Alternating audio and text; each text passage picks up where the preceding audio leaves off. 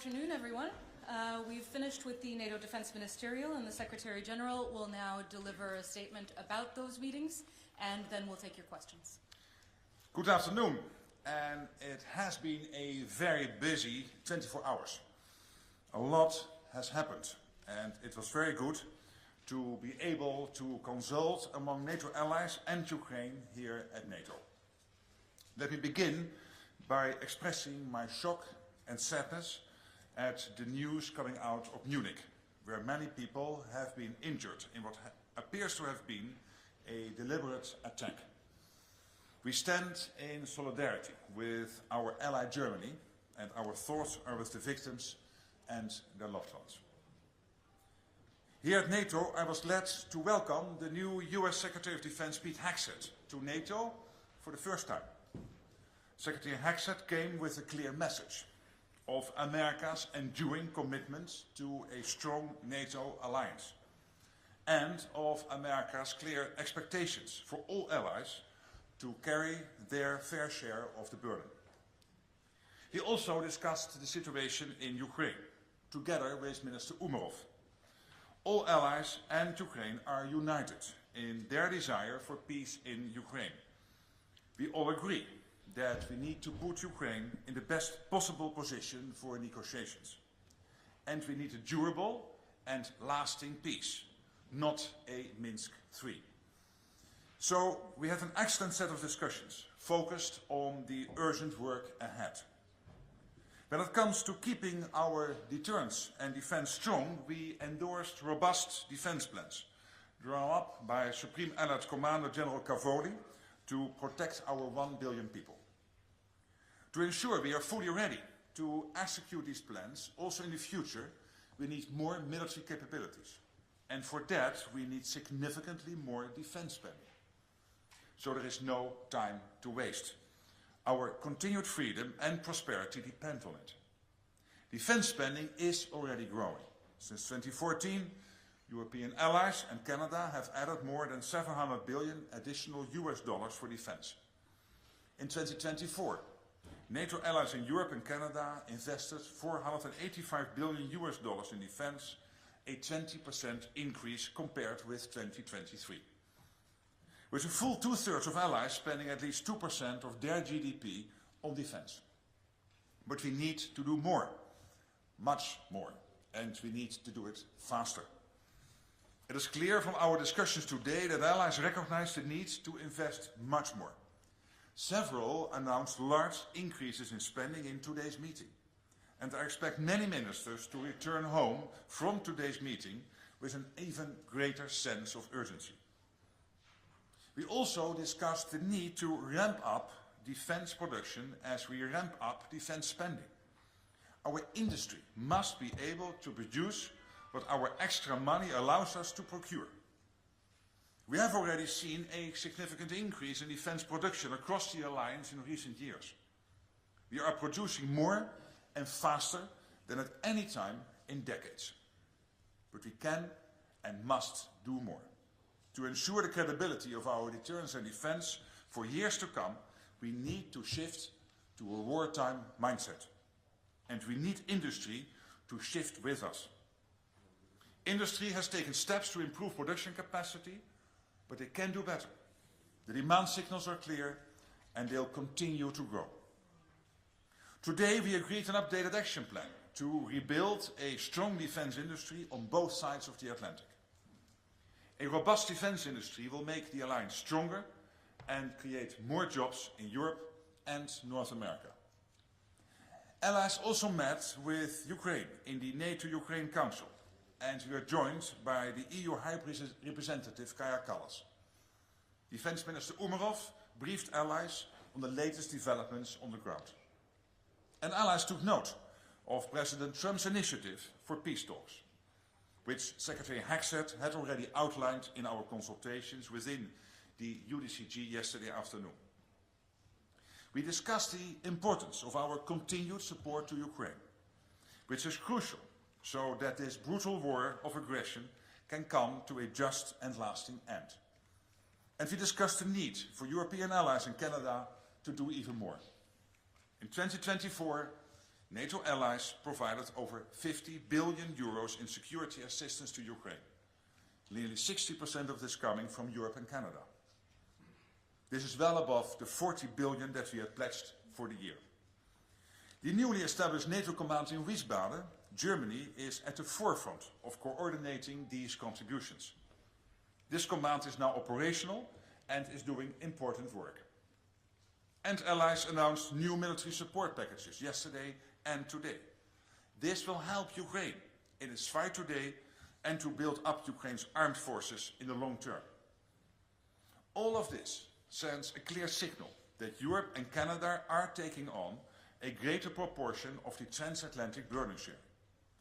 So we had an honest and forthright discussion among ourselves and with Ukraine. And we are coming out our meetings over the past 24 hours with a clear sense of purpose, commitment and urgency. And with that, I'm ready to take your questions. All right. We'll start with Sky News. Thank you, Deborah Haynes from Sky Hi, News. good afternoon. Good afternoon. Are all NATO allies united behind Ukraine in this, what President Zelensky has said, this belief that no negotiation on ending the war can take place without Ukraine at the table? And are allies united that Ukraine cannot be forced into an agreement unless it actually accepts the conditions? What we are clearly united about is that, first of all, we have to make sure that when talks start, Ukraine is in the best possible position. And obviously this is about Ukraine, so Ukraine will be involved in any way and whatsoever.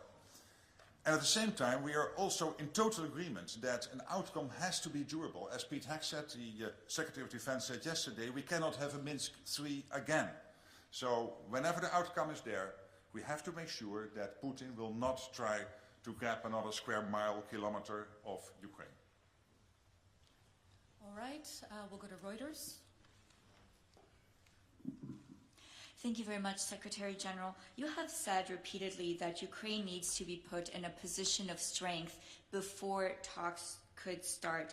But President Trump has said that talks are starting immediately. So does that mean that Ukraine is now starting negotiations from a position of weakness? No, and I do not completely agree with you, because what will happen, of course, even if talks start, they will not end on day one or day two. So there is, let's say, a path there where we have to make sure that talks are successful, and it is important that we get to a peace deal, and at the same time to make sure that Putin understands that the West is united, that Ukraine is getting all the support it needs to prevail. That is very important, but also that he understands that we will only conclude those talks when we are absolutely assured that the outcome can be sustained, that the outcome is enduring, is lasting. All right. RBC, Ukraine.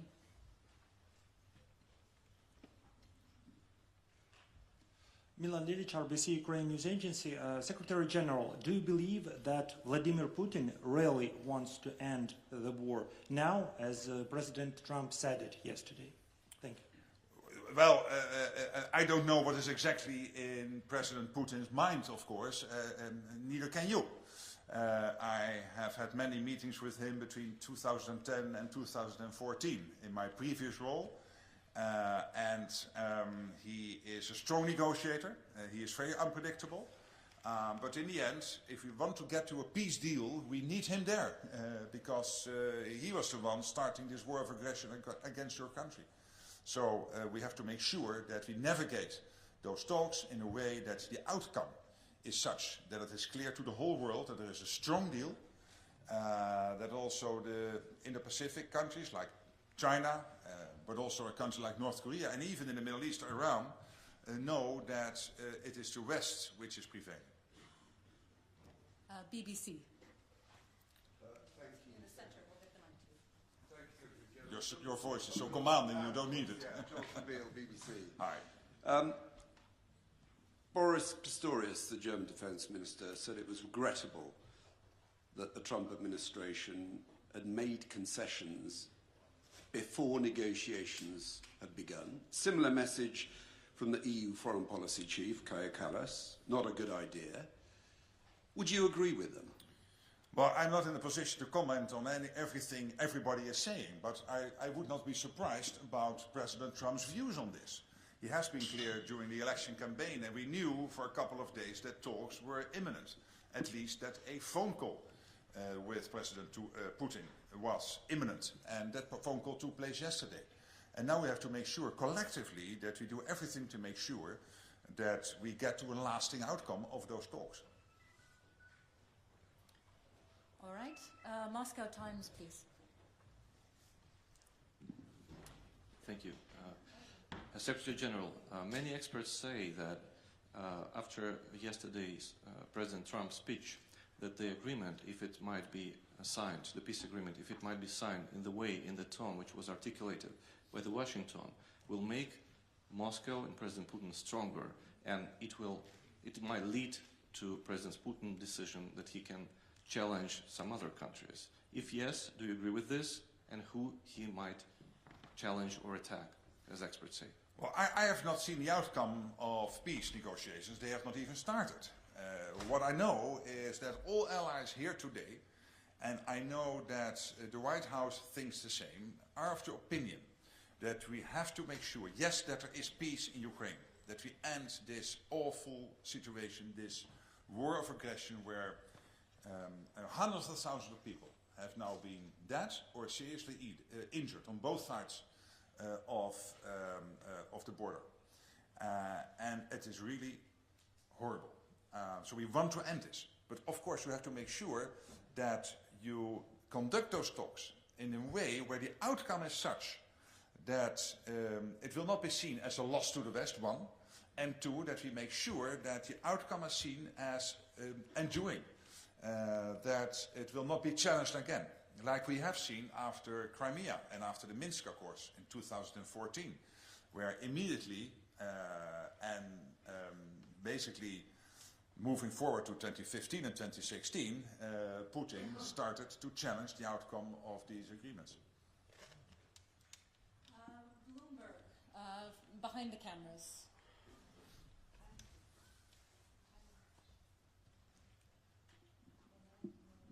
Secretary General, this is Andrea Palesciano from Bloomberg.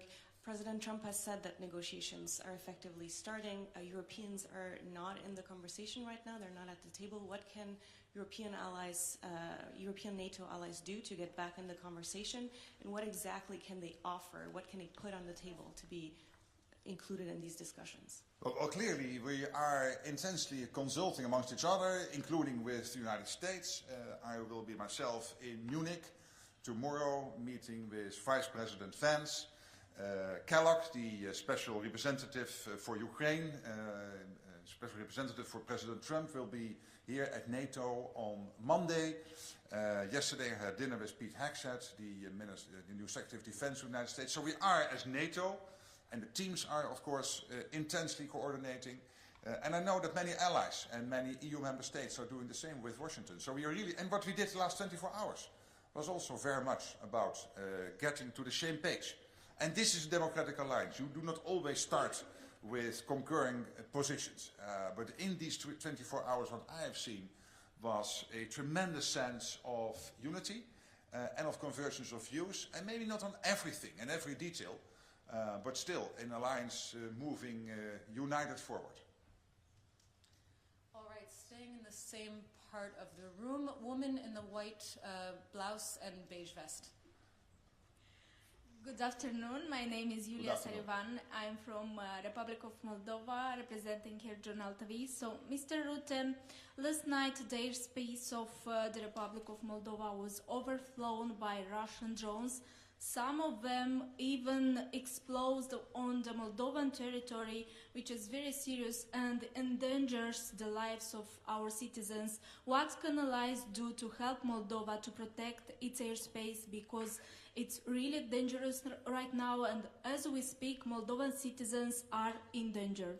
Well, as you know, many allies, and I hosted Maya Sandu, the president of Moldova, here myself in late 2024, I think it was in December.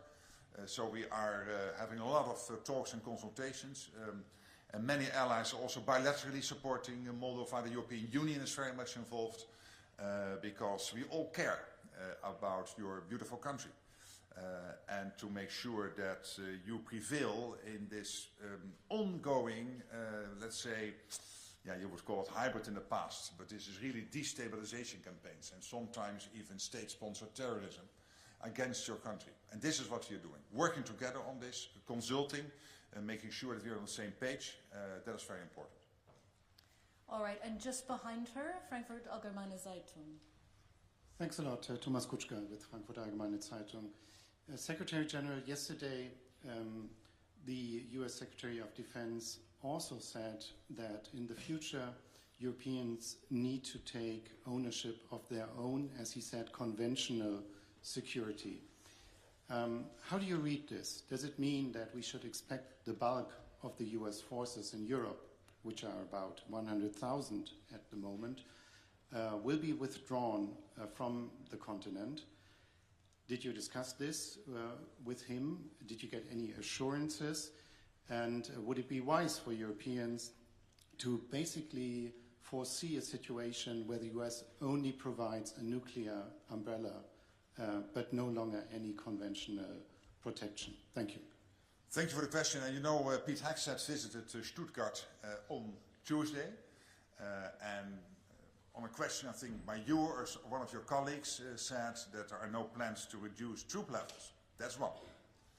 At the same time, the US is quite irritated, basically for a long time, and Trump made this very clear when he came on board in 2016, 2017, about the fact that the US is spending much more on defense than the average is in the rest of NATO, in Canada and in Europe. So we have to do more. Last year we spent 20% more. US NATO allies. So if you take out US from the numbers, the rest of NATO spend 20% more. So we can do this. But it is not nearly enough. When you look at the capability targeting process, and when you then from there start to see the emerging gaps, it has to be much and much more than this famous 2%. It will be more than 3% at least. So here he is right. And the good thing, of course, is when we in the rest of NATO spend more, that there will be more of a burden sharing with what the US is doing, because the US itself is now on about 3.3, 3.4, 3.5%, depending on which year and how you calculate it. So that burden shift is necessary. But to your concrete question, I think Pete Hegseth was very clear in Stuttgart. Let's see. Here. Woman in the second row.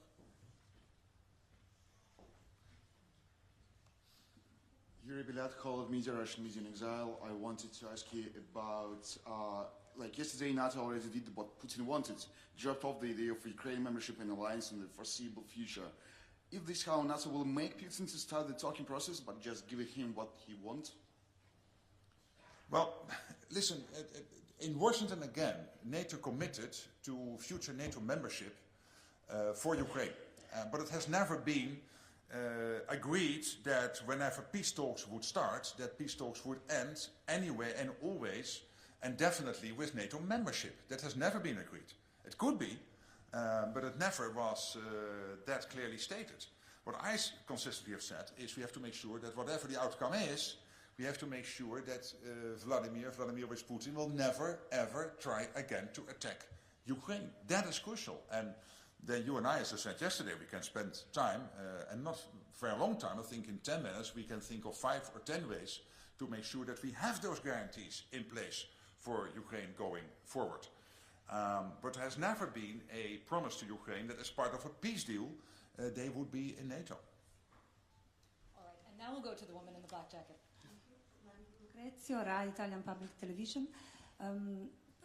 U.S. Secretary of Defense said that U.S. are interested towards Indo-Pacific and China more than Europe. So European Union states, they are a little bit concerned about this. What do you think about? Spend more.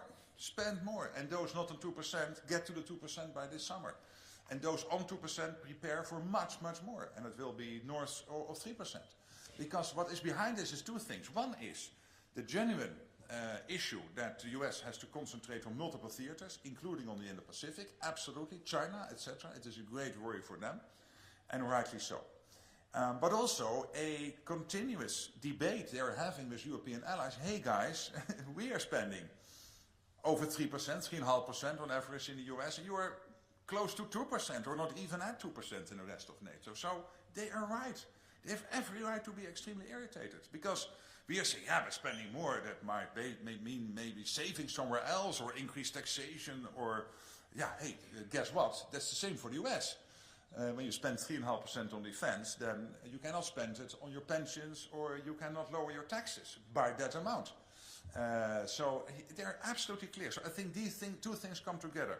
The US has to concentrate on Europe, yes, but also on other issues. And by the way, when it comes to the Indo-Pacific, and many allies today made that point, these theaters get more and more interconnected, with North Korea, China and Iran backing up Putin, particularly North Korea and China being over there in the Indo-Pacific region. As I said before to you, I have sometimes more phone calls coming out of Korea, Japan, Australia and New Zealand from senior politicians there than from some NATO allies. So they're really worried about what's happening there. They want us to work closer together. And I also said today, if the US, rightly so, sees China and other emerging situations in the Indo-Pacific as an emerging threat to that country, then we have to face that together. Not that NATO is now expanding to the Indo-Pacific, but then you have to work together as an alliance how to make sure that those security threats of the US are also a concern for us here in Europe.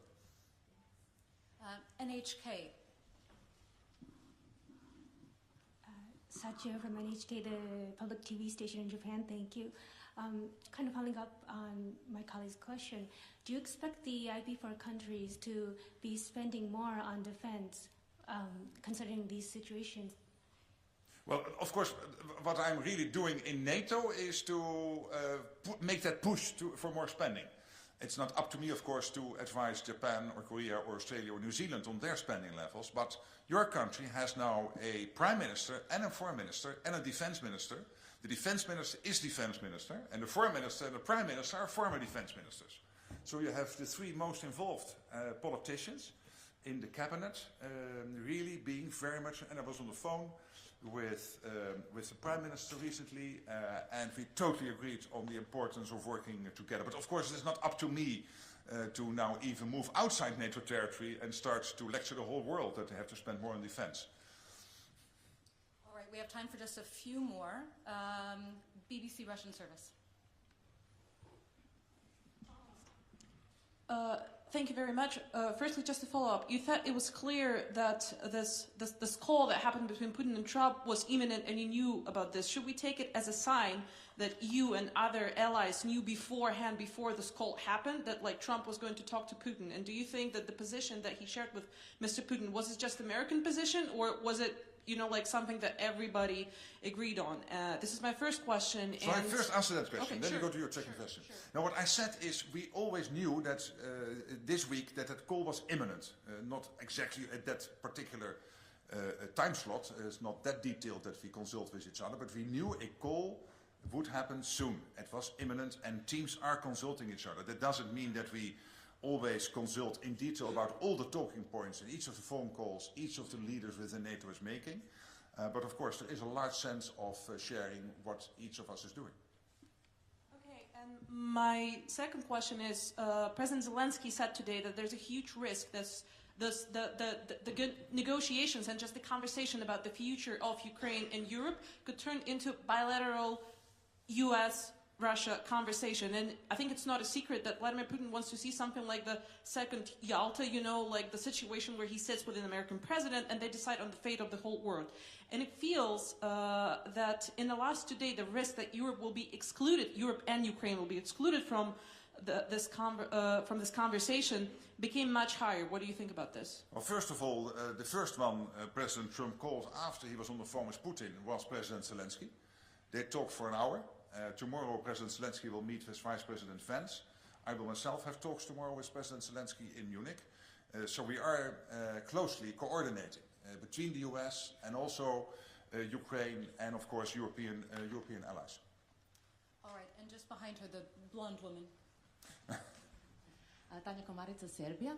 What are the key challenges in NATO's relation with non-member countries in the Western Balkan, and how does NATO plan to strengthen cooperation with these countries? Well, obviously we are very much involved, as you know, in Kosovo through KFOR. We are also closely following and being helpful, trying to be helpful in Bosnia-Herzegovina. I myself have excellent relations with all the leaders in the region, thanks to my previous role, including President Vučić of Serbia. So we are in constant contact, making sure that whatever we can do to contribute to stabilizing the region, we do. We have just had the Kosovo elections. The electoral committee still has to decide, I think, on the exact outcome, but we have seen the trend. It might probably mean that you will have a coalition now in Kosovo, and that political process, of course, has to take place, as is normal in a democracy. But we are closely connecting and following everything happening there, and as you know, the Deputy Secretary General is also from the Western Balkans. She is from North Macedonia, and she is a great advisor on all these issues. All right, Echo. Artem Sedin, Echo. So, if, as we see, negotiation may start soon, maybe in this half year or year, does that mean that member states are effectively accepting the suspended status of the annexed territories? How does it align with statements supporting Ukraine's sovereignty? Does that mean that NATO accepts all these territories are controlled by Russia forever? Well, again, what I said before, we want peace. We want to make sure that when the talks really get underway, that you guys are, sorry, the Ukrainians, but I know you're in exile.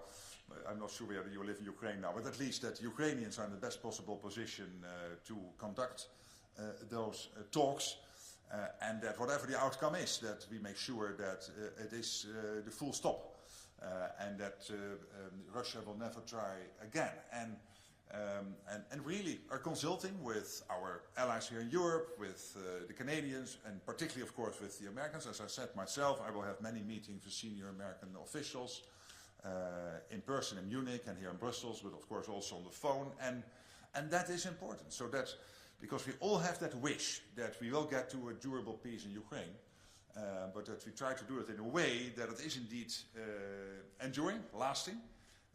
And of course, President Zelensky himself is very much part of all those conversations. All right, gentlemen in the front and center. Raf Sanchez, NBC News. Secretary General, you said the NATO alliance is united around the goal of putting Ukraine into the strongest possible position going into these negotiations. But did Secretary Hegseth explicitly confirm to you that that is the American position? Because the way President Trump was speaking yesterday, it sounded to many people like he sees the United States as essentially a neutral mediator in these talks. No, but you know that the US is one of the biggest suppliers of military aid into Ukraine, which is still ongoing. And what is very important, of course, here is that going forward, and I've said that before, I expect the US for the European allies to take a bigger share of the financial burden. That might be the case, and I would not be surprised, because the US has paid a lot of money. And luckily, over 2024, what we have seen is that now the European part of NATO is taking about 60% of the burden in terms of the money involved. And going forward, I expect the US to, for the Europeans to step up even further. All right, and final question. Gentleman in the beige jacket. Secretary, thank you for this opportunity. Secretary Hegseth said yesterday that the idea of putting boots on the ground involving the U.S. troops in Ukraine is off the table. Do other NATO allies share the same idea? And if NATO is not involved in this type of security guarantee for Ukraine, what can we expect from NATO? Because we're fighting that war. Yes, I understand that. But why do you guys want to discuss in a press conference the exact configuration of what a lasting peace deal would look like? Including this, and you were right on this, the security guarantees which have to be part of that. Because, as I said before, you can have many discussions on how to do that. It could be NATO, it could be not be NATO, it could be individual countries helping. There are many ways to do that. But to go into that in detail, the only thing we will be doing is informing Vladimir Putin. And he is sitting in that reclining chair listening to what I'm answering to your question if I would give you the answer in full. And I won't, because I don't want to make him any wiser. That's exactly what the US Defense Secretary said. What he said is he made very clear the US position on yes or not NATO as part of a peace deal. And he is totally entitled to do that. Thank you so much. Thank you so much. That's all we have time for.